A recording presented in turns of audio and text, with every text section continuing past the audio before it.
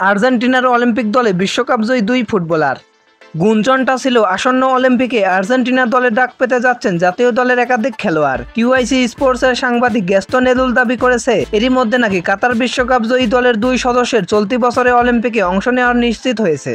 তিনি যা বলেছেন সেই অনুযায়ী বেনফিকার অভিজ্ঞ ডিফেন্ডার নিকোলাস ওতামেন্ডি 36 এবং ম্যানচেস্টার সিটির ফরওয়ার্ড হুলিয়ান আলভারেজ 24 বছর থাকছেন আর্জেন্টিনার দলে। দুজনের ক্লাবের কাছ থেকে নাকি এরই মধ্যে অনুমতি পেয়ে গেছে আর্জেন্টিনা ফুটবল অ্যাসোসিয়েশন। 23 বছরের বেশি বয়সের মোট 3 জন খেলোয়াড় দলগুলো নিতে পারবে অলিম্পিকে। সাবেক আর্জেন্টিনা ডিফেন্ডার হাবিয়ের মাসচেরানোর অধীনে অলিম্পিক দলের কোচিং স্টাফরা নাকি এরই মধ্যে ঠিক করে ফেলেছেন তাদের স্কোয়াডে 23 বছরের অধিক বয়সী তৃতীয় খেলোয়াড়কে। তিনি হলেন অ্যাস্টন ভিলার গোলরক্ষক এমিলিয়ানো মার্টিনেজ।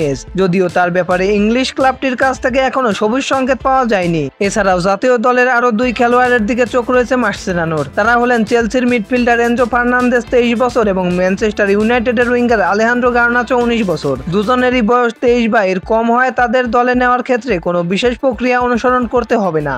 আসছে অলিম্পিকে গ্রুপ পর্বে আর্জেন্টিনা খেলবে ইউক্রেন, ইরাক ও মরক্কোর বিপক্ষে। এটি হবে আর্জেন্টিনার অলিম্পিকের ফুটবলে দশমবারের মতো উপস্থিতি। এর আগে 2004 ও 2008 সালে দক্ষিণ আমেরিকার দেশটি স্বর্ণপদক জিতেছিল।